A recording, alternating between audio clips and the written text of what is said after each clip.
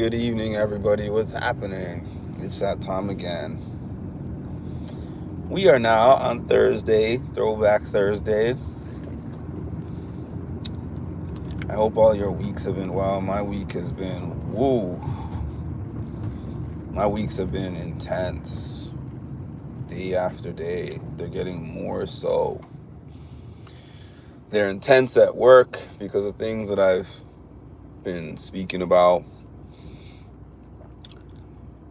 I wouldn't use the word intense in my personal life, but I would use the word difficult just because, man, I was never one of those people who was like, the holidays are hard for me because of loss.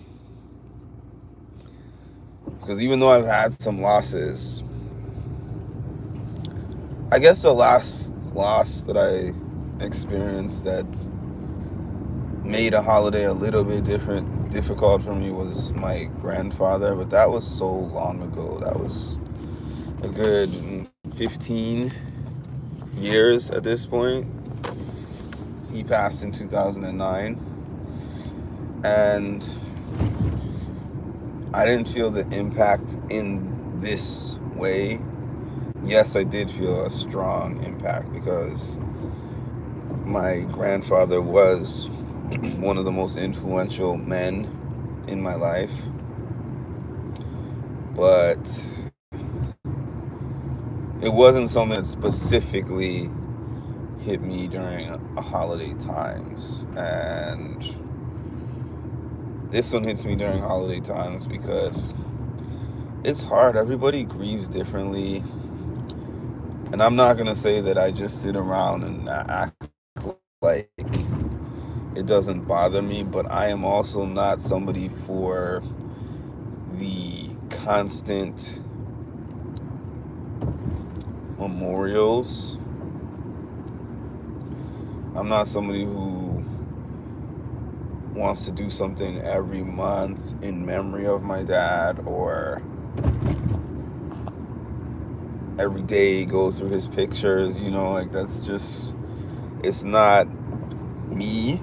And I know some people are like that. Some people are like, this is the day that me and this person did this, and this is the birthday, this is this day, this is the death date, this is this. I remember those dates. Whoa, algorithm spike. Alright, algorithm spike and me with no mods today. I guess I'm the mod. Oh, I heard you. Oh, you're not here anymore. Anyways, what's up, Muck? Hi, everybody. Hi to those of you who just joined from this algorithm spike. Anyways, as I was saying, yeah, that's just not the way that I personally grieve. Or it's not the way that I remember him either. I kind of take parts of my dad with me daily. So I don't need a specific memorial, if that makes any sense to anyone. We can't see you in the dark. That's racist. Anyways, moving on from that comment. What was I going to say? So tomorrow / today, I have an interview coming up. I'm going to be interviewed by John and Beth. Hi, Marshall. I'm going to be interviewed by John Brennan and Beth. I can't say her last name, so I'm not going to try. Beth S. If you know anything about the challenge or the real world or both of them were on both of those. But in Beth's case, I feel like maybe an OG real world fan knows Beth more for her season on the real world. But I feel like modern day Beth is kind of more known for the challenge. Beth has kind of built up a reputation on the challenge. John despite being on the challenge, honestly, I saw all the challenge seasons that John was on, because when I interviewed John, I went back to watch the seasons that he was on just for interview content. And I was like, oh, John was actually on, I think, 5 seasons, if I'm not mistaken. And I didn't remember him for the challenge, but we had a great interview. We did 2 interviews together. And then, but John, the reason why this interview came about is actually, I think I don't remember at what point, but I think the day that I had my interview with John, there's a few things that happened on that day. Number one, my dad was sick, and I believe he might have been in hospice care at that particular point in time. I'm trying to remember the timeline. I don't remember if he was in hospice care, but I do remember that he was sick at that time already, in later stages of his dementia and Alzheimer's. And I remember at the end of the interview, because John is a minister, I told John about my dad. John prayed for my dad. He's like, if you don't mind, can I say a prayer for him right now? He said a prayer for him. He gave me some words of encouragement. And that John has also lost his dad within the last few years. So he had some, specific advice for me. And he gave me his phone number, and he said, hey, this is not just an interview where we do the interview and then it's done and you can't talk to me again. He was like, you're now a friend to me, so take down my number. If you have any problems, or if you just want to chat, if you have any concerns, you can hit me up. And I was hitting up John, not like every day or every week even necessarily, but during that time, especially when my dad was, towards the end, John was actually a person that I would reach out to, and I would shoot him a text, and I would let him know what's happening. And again, he would just give me some words of encouragement, or he would just tell me that he's praying for me and my family and stuff. So good, very good dude. I can't say that anyone else, with the exception of Ayana. I always had to say this about Ayana from the challenge and Road Rules Semester at Sea. I don't care what anybody saw on the show. I mean, the show is the show. I don't really know what happened necessarily. I wasn't there. I mean, she's given me her accounts of what happened, and I tend to believe her accounts of what happened, but regardless of what, I only personal experience, and her and John, out of any of these people that I met, well, I didn't meet John, but I should say any of these people that I have encountered and or interviewed, these were 2 people who consistently, over the course of a number of months, would reach out to me a lot to see how things were going with myself and my family and with my dad when he was still alive. And I am going to be eternally grateful for that for the rest of my life, because times like that are really hard, man. And some people shrink during those times. Some people disappear. Some people that were people that I would expect to be there for me during those hard times were just not there. And then these people who didn't know me from a hole in the wall at one point became people that were just very dependable and in ways that I didn't even expect was going to happen. So I don't even know where I was going with that. But anyways, John. So after John did that interview with me, at one point he's like, I'm starting a podcast.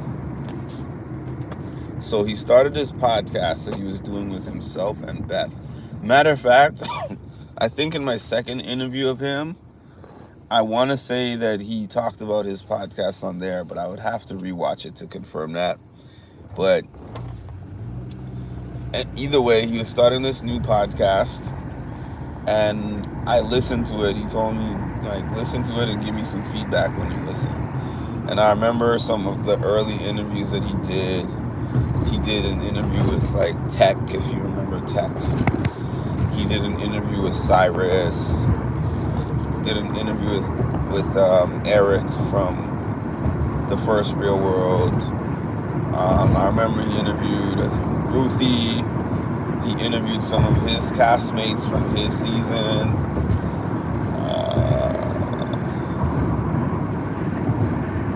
I can't think of that. I know that he interviewed Glenn, I believe, and I think he interviewed the other Beth. He interviewed, I can't remember her name, but she was on his season. She was the police officer that was on his season. I can't think of her name right now. But he interviewed a bunch of his castmates, and I was like, this is a great podcast. I like it. It's funny. It's informative. It's positive. You know, like it's really great. I wish I could. I need to catch up on some of the episodes, as a matter of fact, because there's many episodes that I haven't listened to, but the ones that I have, they have been really good. They hold my attention. So one day, he was like, I got to get you on the podcast, bro. And honestly, when he said, I want to get you on the podcast, I said to myself, as far as the reality TV world is concerned, we've got people on there like TJ Lavin.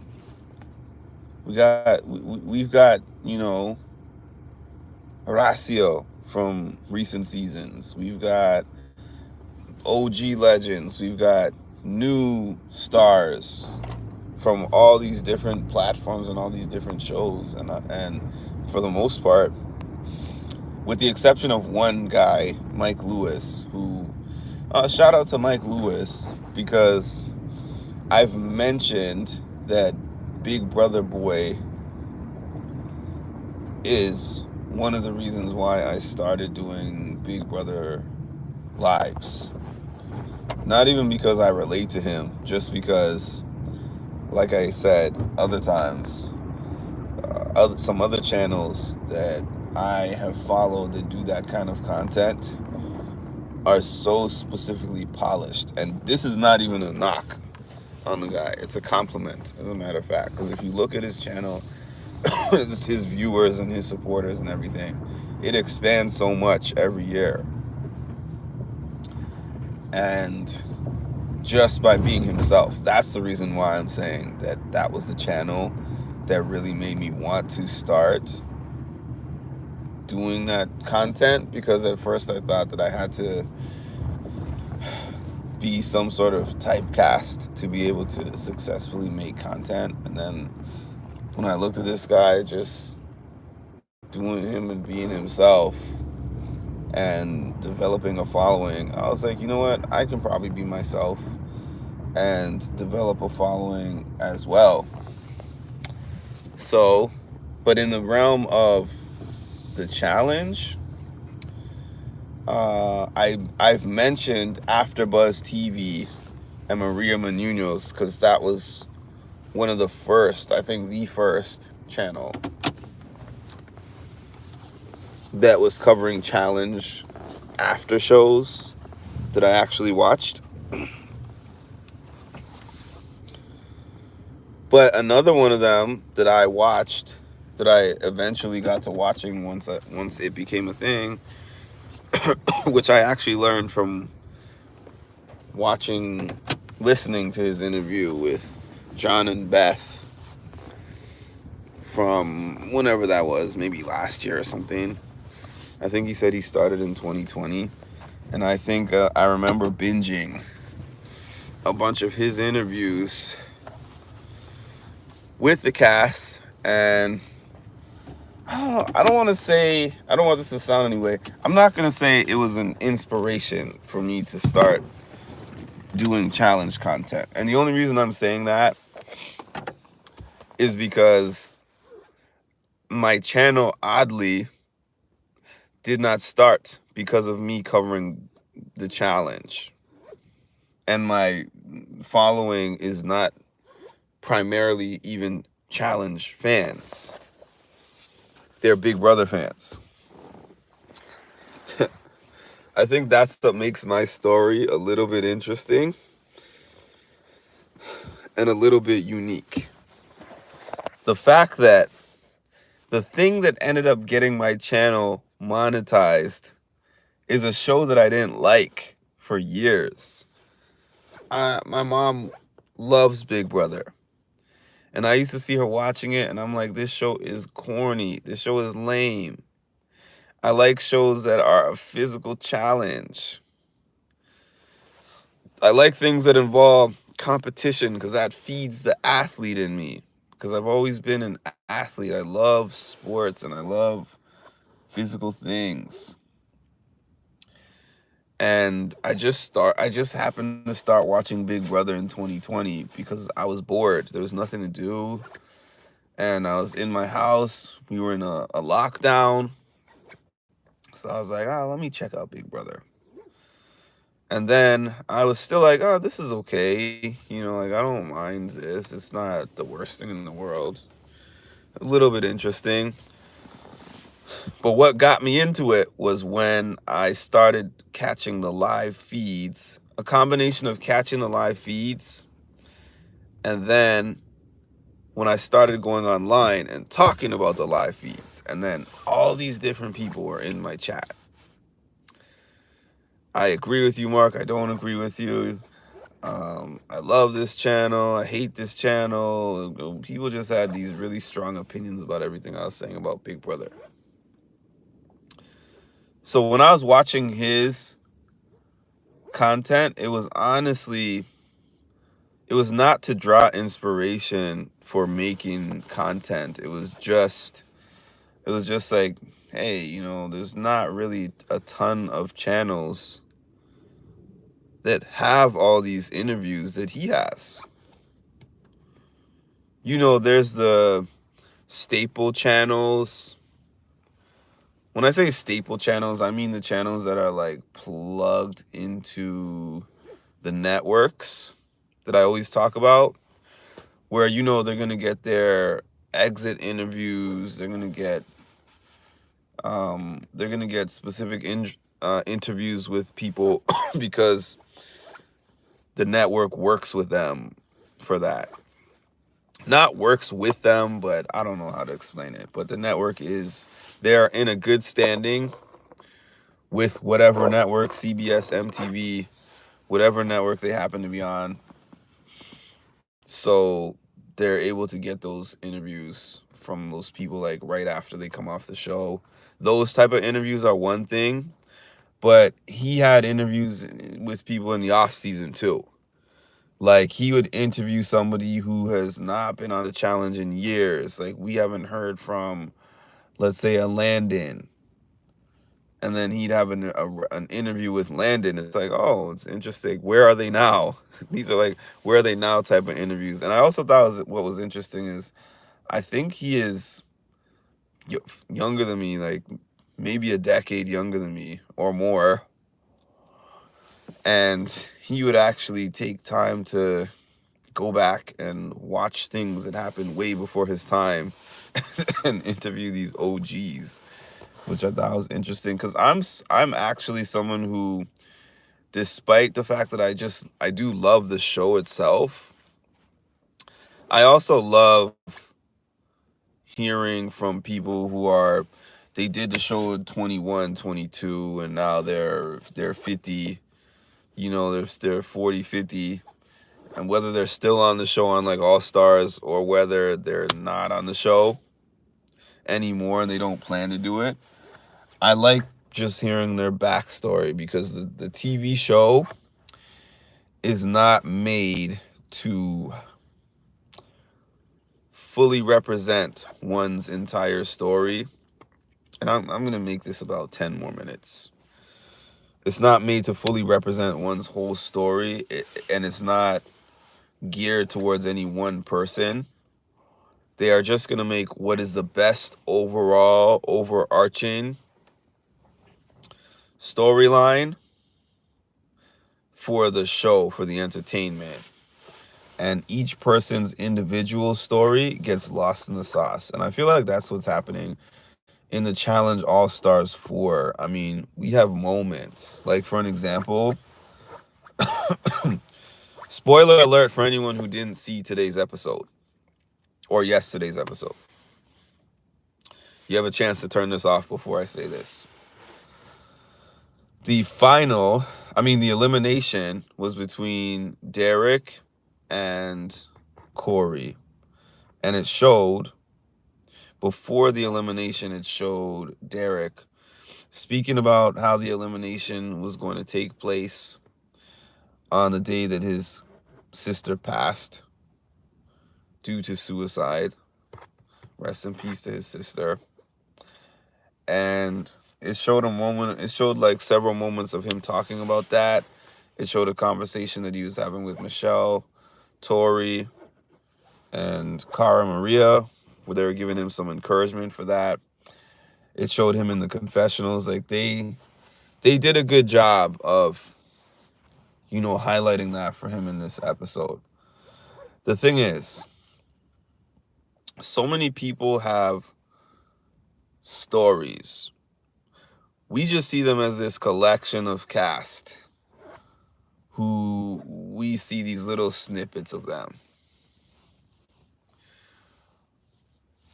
A minute here, a minute there. Then occasionally there's something big in their storyline and they might get 2, 3, 4 minutes. And that's a long time. But typically we don't really get that, especially when there's a lot of people on there. And that's not necessarily the fault of the show. They can't highlight 40 stories. Like, it's just not possible. But that's the reason why it's cool to have these podcasts. So you can hear somebody sit down for an hour or 2 hours or however long it is. And you get to hear their version of things that we get to see in these bite-sized minutes. So that's a long way of saying I appreciate that podcast as well, because I drew a lot of ideas, I guess you could say. Not specifically that I was watching it at the time I started, but I had watched it quite a bit in the past before I started. So it was an influence on when I started doing challenge content. But the truth is, I haven't done a ton of challenge content.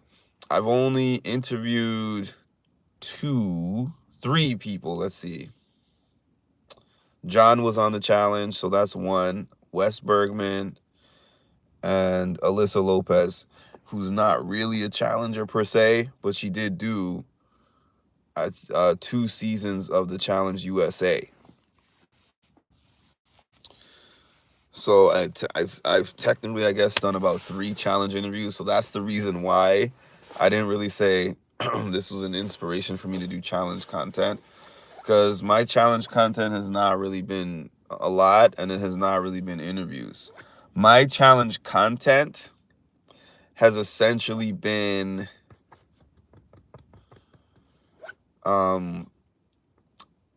the thing that's different about my challenge content is most of it has been me actually meeting challengers and like making moments with them in person, not necessarily interviews. And I got tired of asking for interviews. I used to ask a lot of them. I'd reach out this person, that person, inbox them, email their manager, and it's either getting no's or no responses. And instead, so I just eventually was like, you know what? When they have events in New York, I'm going to show up at those events. I'm going to talk to them.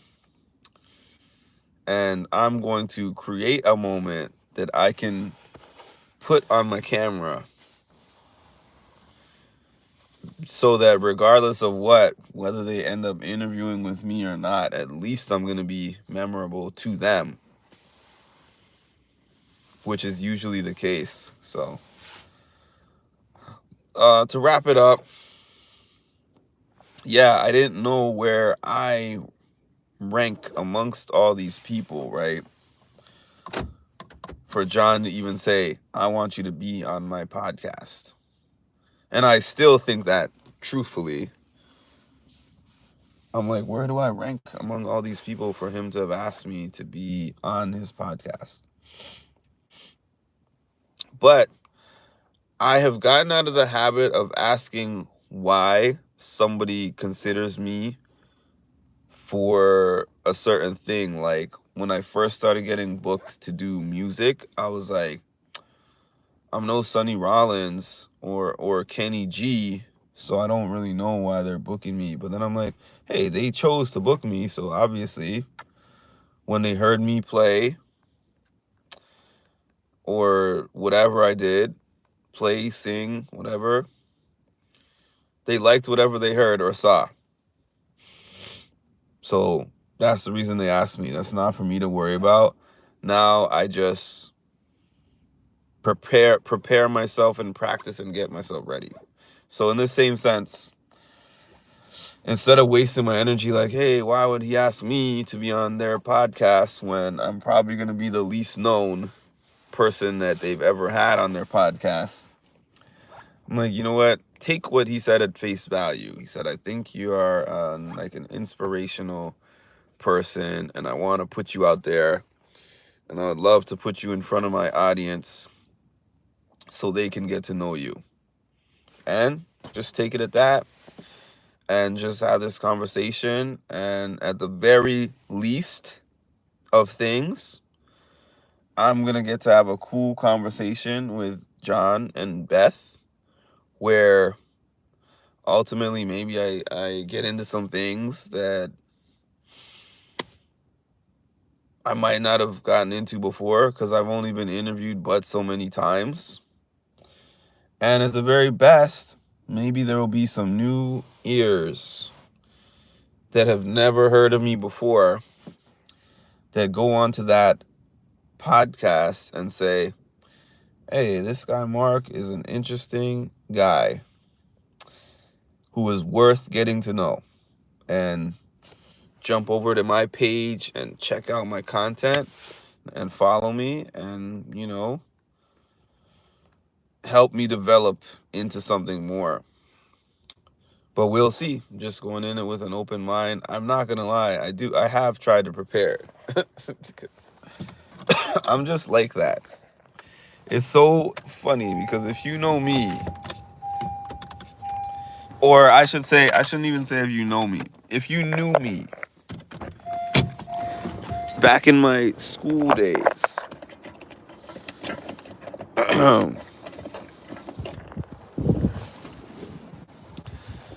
I was not this meticulous at all. I was just like, I got a big presentation to do. I'm going to just get to it the day before, 2 days before, you know. I'll find a way. I'll put something together.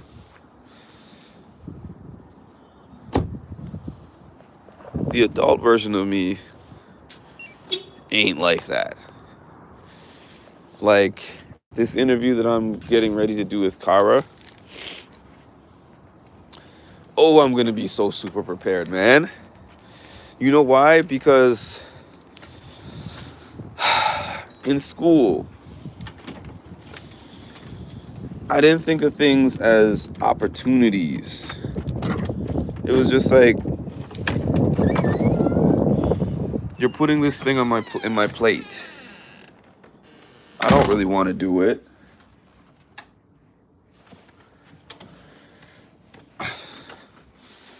I'm just doing this because I have to do it. That was my school life in a nutshell. But when I asked for an interview with somebody, this is something that I'm choosing to do in my personal time. And this is something that they are taking time out of their life to actually do for me. And they don't have to do that for me. So because of that, I want to put time into my research and time into my questions and my planning and make it the best thing that I can possibly make it. Okay? So you can't really prepare for an interview per se unless the person is going to brief you on the questions. But they don't, I think they call it getting real with John and Beth. I think they like to ask the impromptu questions to a degree.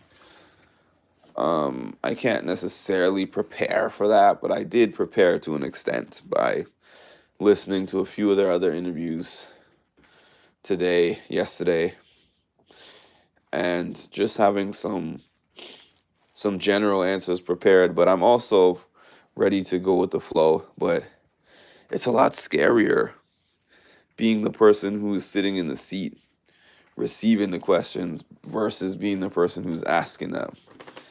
So we'll see how it goes. It's finally happening, man. It's been a long time. I've been waiting for this interview, and it's finally happening.